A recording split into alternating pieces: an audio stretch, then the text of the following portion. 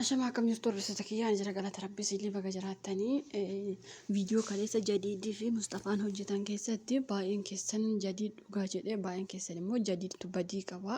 Mustafaan badii hin qabu jennaan Mustafaan qubasaa akkana godhee kanarraa taa'u jennaan Jadiid immoo arabni maaloo jetti jedhee deebi'ee akkasii quba kiyyarraa ta'u maalee haa ta'u anuu ajjeesuu danda'a anuu akkas dubbii viidiyoo kaleessaa jidduutti namni badii qabu.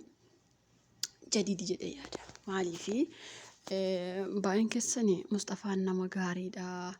Jadiid nama gaariidha kan jettan ni jirtan. Lamaan saniyyuu yookiin nama gaariidha akkuma jirutti ta'ee garuu viidiyoo kaleessaa keessatti namni jara walitti oofaa jiru akka jarri wal ajjeeftu namni gochaa jiru Muktaar albee baatee deema, Muktaar maalii ta'aa deema, Muktaar akkasii namni jee dubbii isaa jiru Jadiidii jechuudha. Maaliif beektanii amma fakkeenyaaf Jadiid osoo ta'e walitti saraarsuu Mustafaaf Muktaariin yoo dubartiin tokko fakkeenyaaf abbaa manaa ishee dhiiftee caaltuun kun deemtee kabiraa yoo jaalatte Mustafaa waan gashuu hin qabu. Mana abbaa Mustafaa dhugaa rabbii ofii ishee diyaaspooraa fi argadhee malee okay isaan garuu namooti diyaaspooraa kana itti fideeyyuu Mustafaadha jedhani okay namichi ergi diyaaspooraa ta'e Jadiid eengadda afaan isaatiin maal jedhe gurbaan diyaaspooraa miti.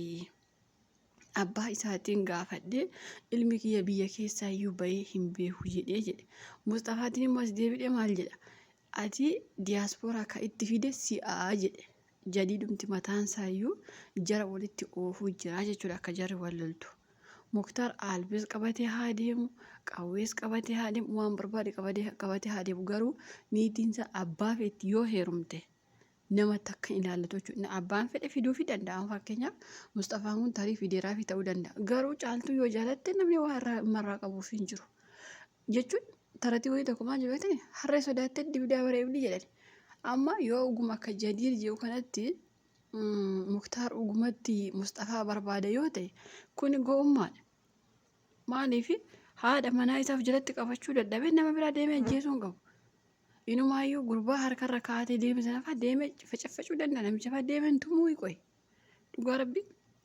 Okay amma namicha kana caaltuun diyaaspooraadha. Naa ta'eeraa bifti isaallee amantaan isaallee wanti hundaa isaallee naaf ta'eeraa jette. Wanti hundaa isaa haa ta'uuf okay. Nu ilaallatu isheetu jaalate waan ta'eef kun nama ilaallatu garuu abaluutu walitti fide inni jedhamu dhiibbaa soba.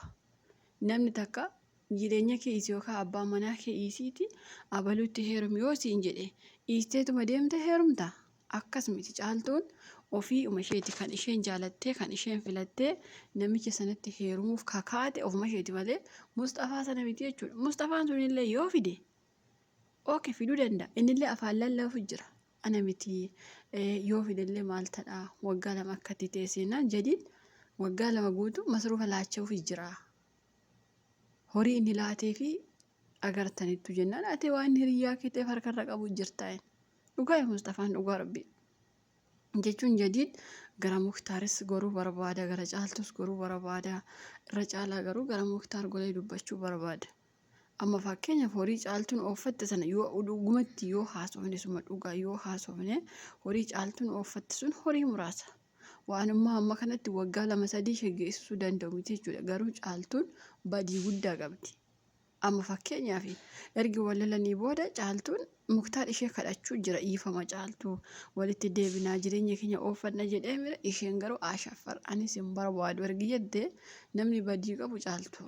Okay baay'een keessan amma Muktaar baadiyyaa yeroo deemullee Muktaar amma ishee qaamaan argee jaarsummaa yoo ittiin ergan Muktaarillee afaanumaan ofiisa walitti deebinaa dhiifama maal akkana jechuu jira. Akkasumas jaarsummaa itti ergatee akka nama tokkotti Muktaarillee fuudhee jira waan ta'eef dubartii biraa irratti fuudhee mire okay sanumaaf iyyuu jaarsa warra isheetti ergatee shaarafachuu qaba. Caaltuun garuu nama akkatti sammuu ofii banee si dhagahu miti. Siigalee caaltuun nama araara barbaadu miti jechuudha walumaa galatti. Amma yeroo gurbaan dayyuusni kun as si geessaa achi si geessaa si bashannansiisaa maalii si godhaa Muktaar caalaa akkas si godhaa mana kiraa isirraa kaffala gaafa jedhu oguma wayii warqiin wayii isinitti fakkaachuu danda'a namichi kun yookaas immoo qarshii inni qabu biiliyeena wayii yookaas abbaa biiliyeena wayii isinitti fakkaachuu danda'a.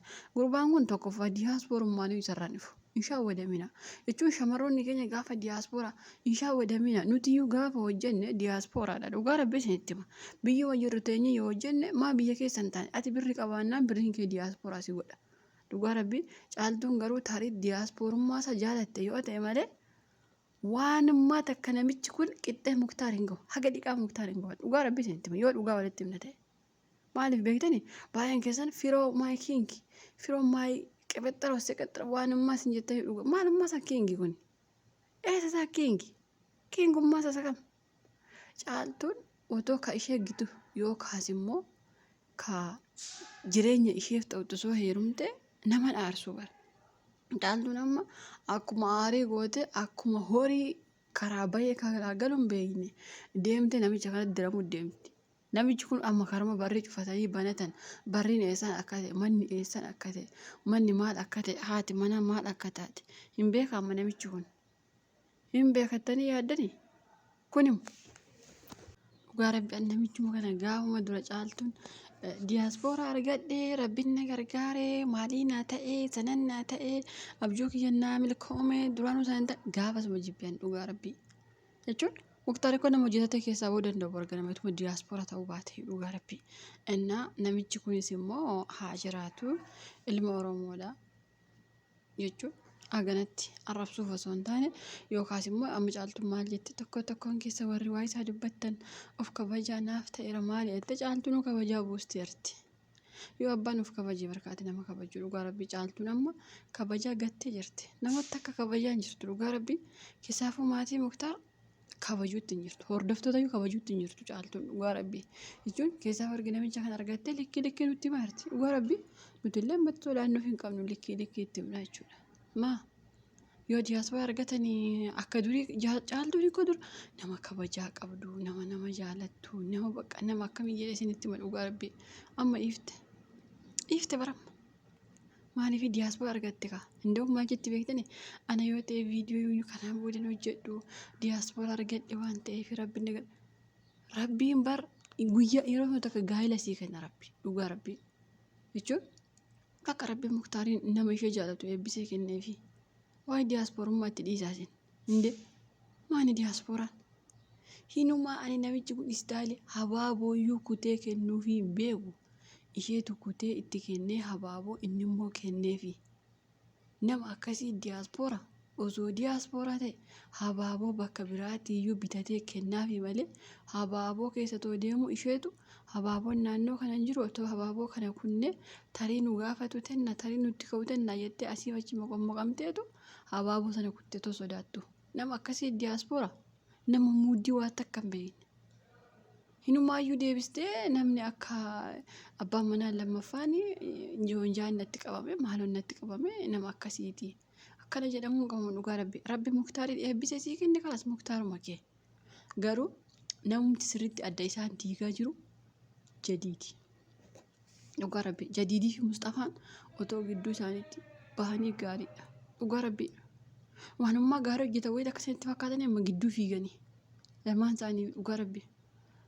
Jadiidis hin taane Mustafaanis hin taane dhugaa rabbi Muktaar akkamitti haadha manaa isaa arfachuu dadhaba jechumar aanee qo'ee yeroonni keenya gaafa haadha manaa keessanii wal abdan akkamitti arfachuu dadhabdu qo'e maali rakkoon araboonni kun amma gaafa haadha manaa wal lolan guyyaa 3-4 ga'anii bakka akkasatti isaan arfatan hin beeku keenya takkaa wal lolan ganaa addunyaan jaarsummaa ta'a amma Sa'iidoo waggaa lammaffaa isaa guutuu dadhabe amma jaarri kun illee akkasuma bakka.